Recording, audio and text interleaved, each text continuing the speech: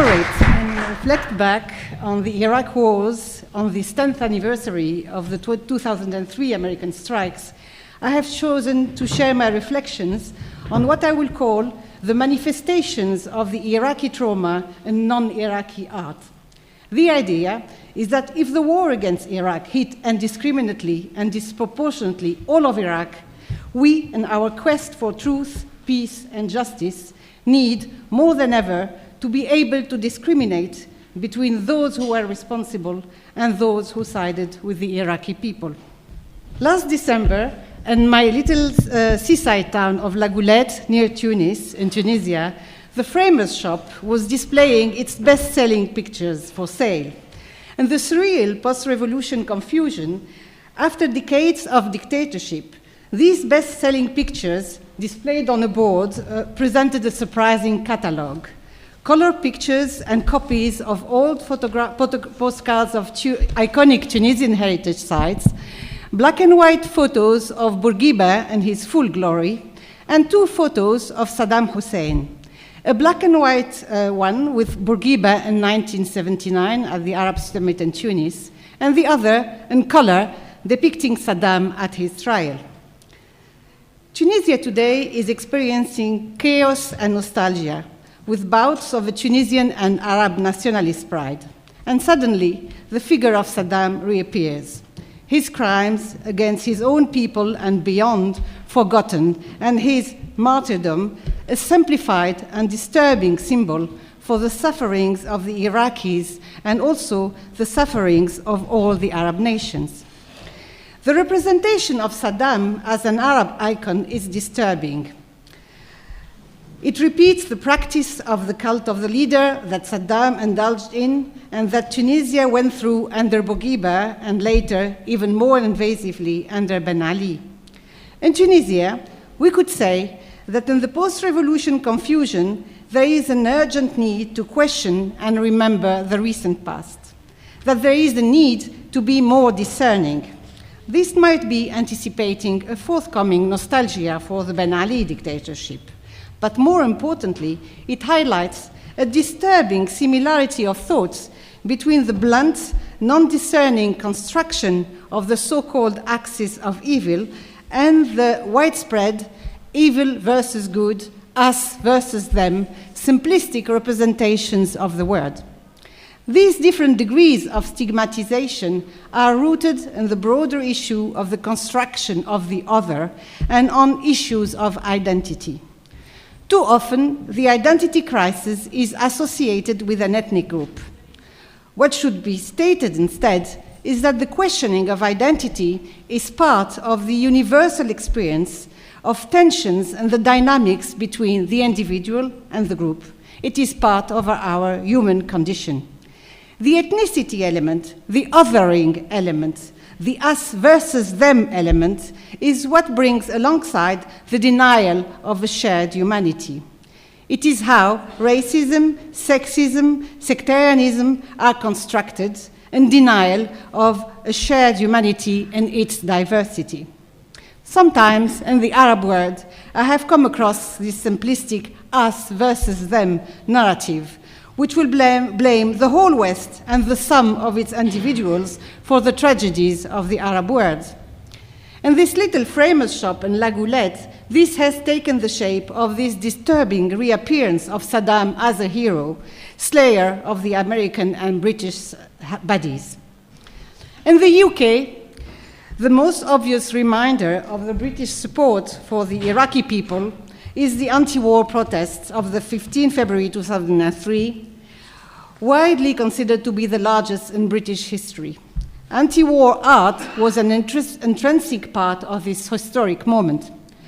We will remember the iconic No design with red spatters evoking blood, created by David Gentleman, and replicated for later protests with slogans such as "No more lies," "Troops out," and "Liar."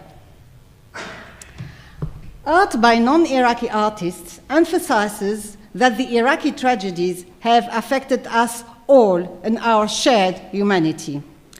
I will show you now a selection of photos by independent Belgian photojournalist Bruno Stevens, who covered the life of ordinary people in Iraq before, during, and after the 2003 war.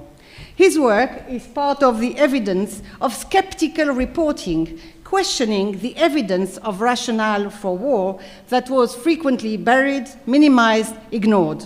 The photos warn that the war would be a terrible mistake and that the case for war was not convincing. The first three photos, this is the first of the three, are taken up in the run-up to the war. This photo of the little girl was taken in Karbala on the 9th of February 2003. The little girl is among the thousands of Shiite pilgrims who come every day to pray on the tomb of Imam Hussein.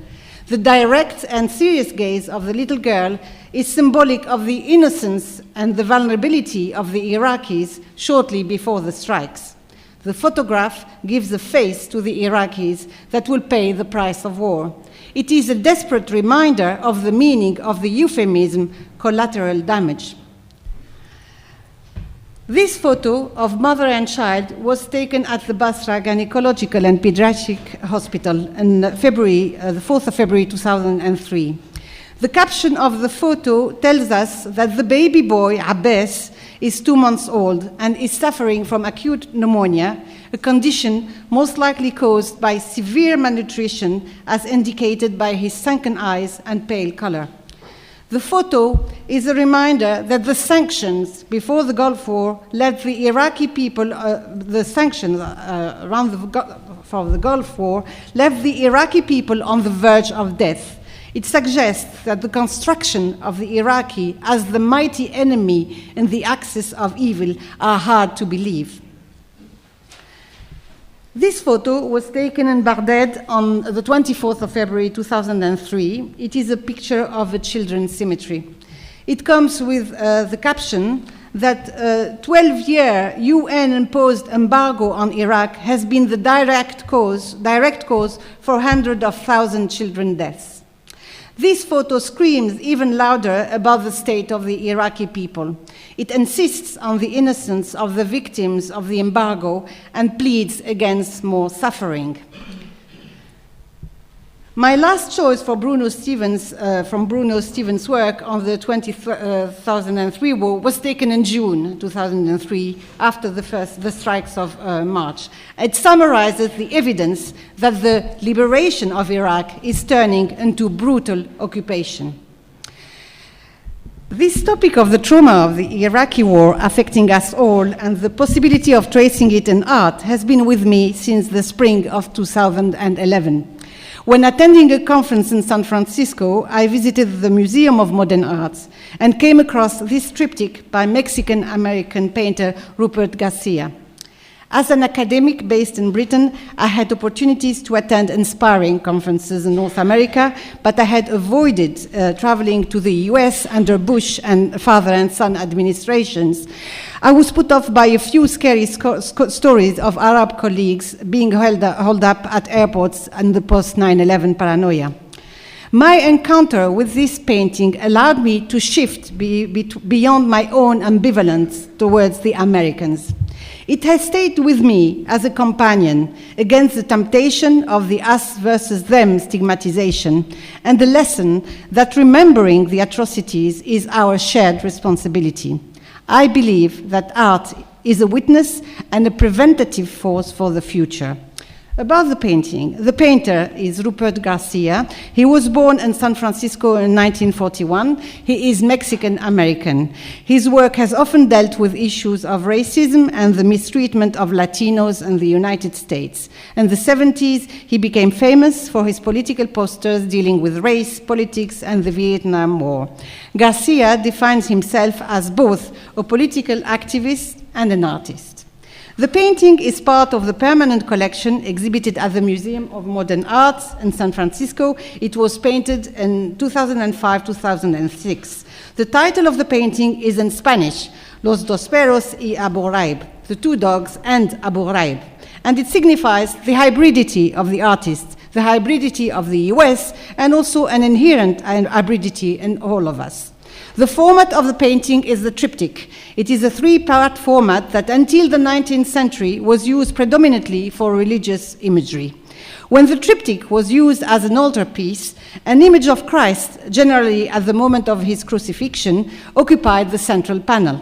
In this painting, we recognize the unmistakable figure of the tortured prisoner of Abu Ghraib that shocked the whole world in 2004. This photo of a mock execution of a tortured and humiliated Iraqi prisoner revealed to the whole world that the American army used torture systematically in defiance of international laws and against the human rights it is claiming to stand for. In this painting, Garcia expresses his commitment to social justice, whilst at the same time, his choice of format and artistic references transforms the representation of the prisoner into the highest recognizable symbol. The tortured and humiliated prisoner is likened to Jesus Christ, the sacrificial lamb, and the highest icon in Christian art. On each side of the central figure, there are further references to art.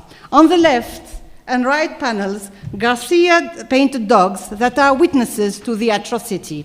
The paintings are visual quotations from paintings by well-known painters, 19th century painters, the Spanish Goya and the French Courbet. The dog is also referring to the dogs that appear in some photos of the torturers.